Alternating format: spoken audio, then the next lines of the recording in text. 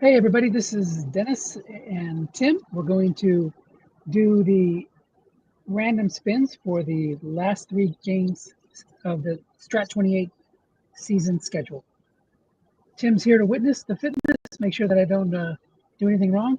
But Tim, if you remember, I have each conference on a wheel, and I will fill in the spreadsheet in the order that they come up. Every time a wheel spin happens, a team name is removed. So we'll do that for each conference, and then that'll determine the schedule. The strong conference will remain the same. The Mowbray conference will kind of rotate like a clock, and so number 1's on top the first time, then number 2, then number 3. That way, each game is against a different opponent. Is that clear enough? Clear enough. All right, here we go. So first team in the strong conference. And congratulations again to Keith Mowbray, our defending champion, and Zeb Strong, who's been in the championship game more often than not. At least that's the way it seems. All right, Kansas City is the first team, so they will be up here. Second team.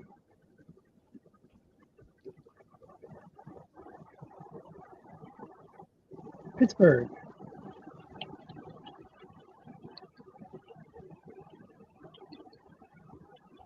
All right, third team.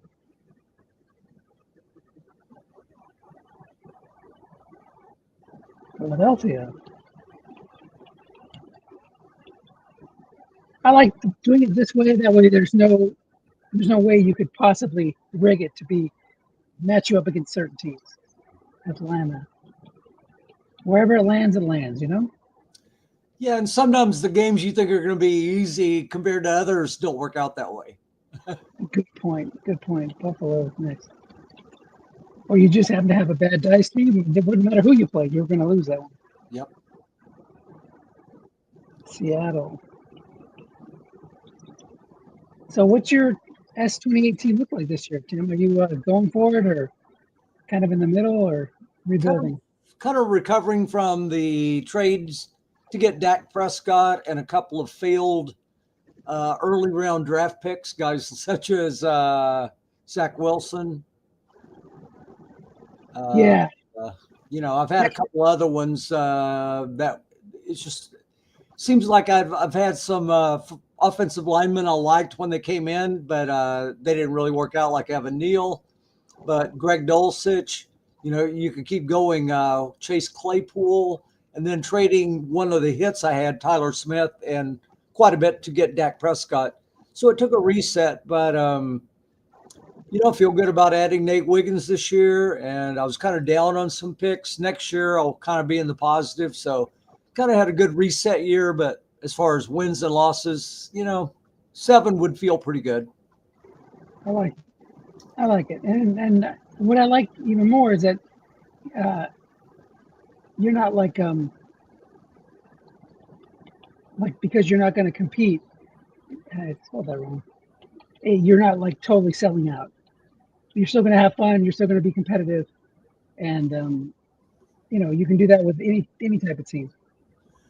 Yeah, it'll be a lot more fun than last year. One had a pair of 0 corners. At least I have a 5 at one of the spots this year.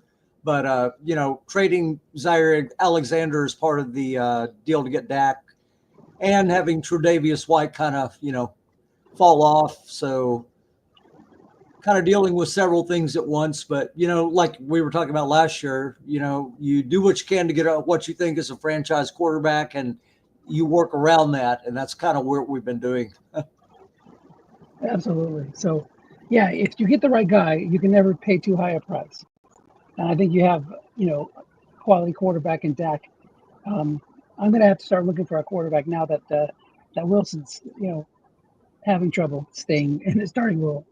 But okay, well, we're going to move on to the Mowbray Conference, and we'll see who's the top team in this conference. Okay, the Jets.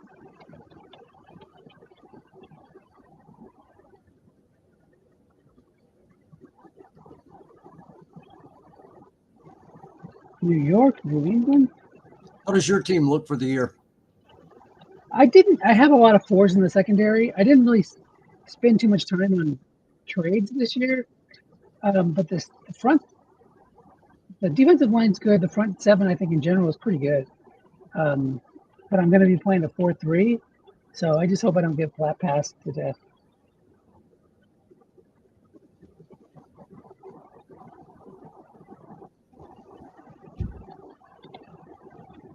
But I do like the offensive talent, James Conner. He's the running back. Wilson's card's pretty effective still.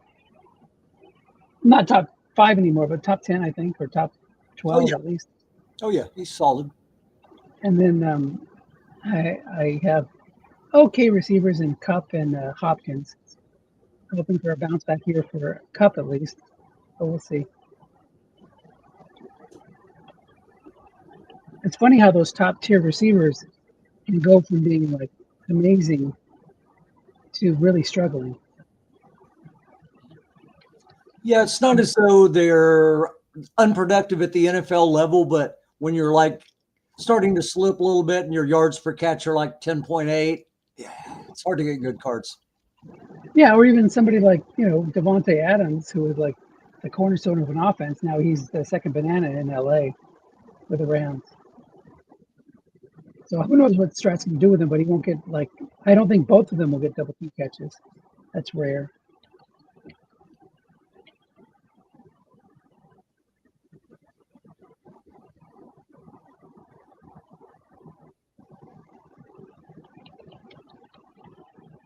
All right. Now, this is an interesting wheel in that it's dropping teams, huh? Yeah, every time you get selected, every time a team is selected, they drop out.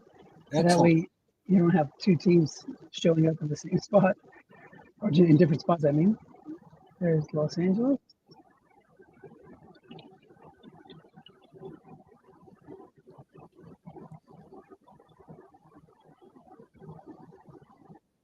Tampa Bay. And let's see, it might be Detroit. It looks like it's going to land in Detroit. Okay, so the way we do it here, we'll take this, pop it down here. You missed a team. Oh. On purpose. Oh, gotcha. Gotcha. That way we it kind of rotates around.